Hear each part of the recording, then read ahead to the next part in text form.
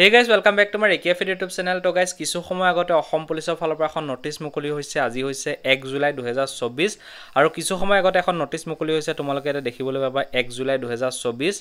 আৰু এই নোটিছখনত কি লিখা আছে কাৰ বাবে হয় সকলো কৈ আছো ভিডিওটো ভালদৰে চোৱা তাৰ আগতে যদি চেনেলটো সাবস্ক্ৰাইব কৰা নাই কৰি ৰাখিবা কাৰণ যেতিয়া এনেধৰণৰ ইনফৰ্মেটিভ ভিডিওবোৰ তোমালোকক আগবঢ়াম তাৰ নটিফিকেশনবোৰ তেতিয়া পাবা যদি চেনেলটো সাবস্ক্ৰাইব কৰি বেল আইকনটো প্ৰেছ কৰি ৰাখা তো ইয়াতে দেখিবলৈ পাইছা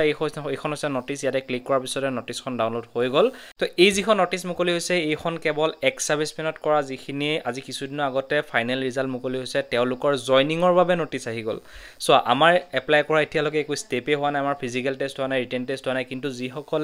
এক্স সাৰ্ভিসমেন আছিলে তেওঁলোকৰ জয়নিং ডেটটো এতিয়া ডিক্লেয়াৰ হৈ গল যদি মই ইয়াতে দেখাও ইয়াতে দুটা পোষ্ট আছিলে ইনস্পেক্টৰ 60টা আছিলে সাব ইনস্পেক্টৰ 70টা আছিলে হেড কনস্টেবল আৰু 200টা আছিলে কনস্টেবল এইখিনি পোষ্টৰ বৰ্তমান তেওঁলোকৰ জয়নিং ডেট দি দিলে আৰু প্লেছটো কথা কৈছে যে ডাইৰেক্টৰ অফ ইয়াতে চোৱা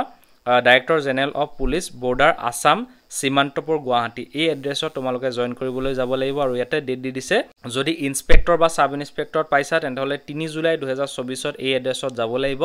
যদি হেড কনস্টেবলত পাইছা চাকৰি তেনহলে 4 জুলাই 2024 ত যাব লাগিব যদি কনস্টেবলত পাইছা তেনহলে 5 জুলাই 2024 ত জয়েন কৰিবলৈ যাব লাগিব আৰু ইয়াতে তলতে কৈছে যে যিখিনি নেসেসাৰী ডকুমেন্টছ আছে মানে যিখিনি ইম্পৰ্টেন্ট ডকুমেন্টছ আছে জয়েনিংৰ ক্ষেত্ৰত দৰকাৰী গোটেইখিনি ডকুমেন্টছ লগত লৈ পেলাই এই এড্ৰেছটো তোমালোকে যাব লাগিব ঠিক আছে কিন্তু এই যিখন নোটিছন এইখন এক্স সাৰ্ভিসমেন মানে যদি তুমি চাকৰি কৰি আছা অলৰেডি যিসকল এক্স সাৰ্ভিসমেন তেওঁলোকৰ বাবে এটা বহুত ভাল সুবিধা এই চাকৰিটো লোৱা যেহেতু এটা ভাল পোষ্ট তোমালোকে পাই যাবা যদি তুমি চাকৰি কৰি আছা এনেকুৱা পোষ্ট আকৌ ওলাব তোমালোকে খালি খবৰ ৰাখি থাকিবা ঠিক আছে আৰু আমাৰ যিখিনি নতুন লৰা চলি আছে যিসকলে এতিয়া প্ৰেক্টিছ কৰি আছে যিসকলে আমাৰ ফিজিক্যাল টেষ্ট বা ৰিটেন টেষ্টৰ বাবে অপেক্ষা কৰি আছে তেওঁলোকৰো আহিব অতি সোনকালে কিন্তু এতিয়া বৰ্তমান সময়ত তোমালোকে নিশ্চয় জানা যে অসমৰ প্ৰায় ডিস্ট্ৰিক্টতে বানপানী নিচিনা হৈছে বৰষুণ কন্টিনিউয়াছলি দি থাকাৰ কাৰণে বানপানী হৈ গৈছে গ্ৰাউণ্ডবোৰ একদম বেয়া যেহেতু তোমালোকে জানা যে আমাৰ অসমত যেতিয়া ফিজিক্যাল টেষ্ট স্টাৰ্ট হয় অসমৰ গোটেই ডিস্ট্ৰিক্টতে স্টাৰ্ট হৈ যায় গোটেই ডিস্ট্ৰিক্ট বুলি নকওঁ কাৰণ হয়তো 10খন 15খন এনেকে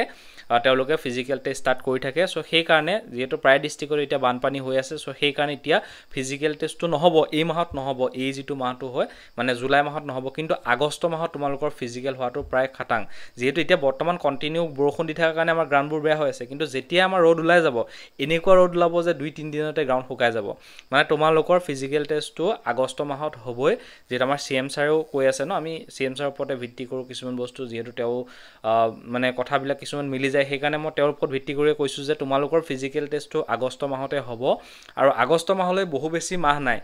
ইটো জুলাই মাহ আজি স্টাৰ্ট হৈ গৈছে আগষ্ট মাহ নেক্সট মাহ সো সেই কাৰণে তোমালোকে ভালদৰে প্ৰিপাৰেচনছ কৰি থাকা প্ৰেক্টিছ কৰি থাকা যিমান পোৱা গ্ৰাউণ্ড নহলে ৰাস্তাত হলেও যেনেকৈ নহক প্ৰেক্টিছ কৰি থাকা এই এমাহ ইনভেষ্টমেন্ট তোমালোকৰ বহুত মানে হেল্প কৰিব লাইফত ঠিক আছে সো সেই কাৰণে ভালদৰে প্ৰেক্টিছটো চলাই যোৱা এমাহ মানে পিছত চোৱা কিবা এটা কৰি হলেও খাব লাগিব নহয় জানো আমি কিবা এটা কৰি হলেও খাবই লাগিবই সো সেই কাৰণে এই মাহটো তোমালোকে কেৱল ভালদৰে প্ৰেক্টিছত লগাই দিয়া ভালদৰে পঢ়াশুনাত লগাই দিয়া যাতে এই মাহটোৱে তোমালোকৰ লাইফ চেঞ্জ কৰি দিব পাৰে ঠিক আছে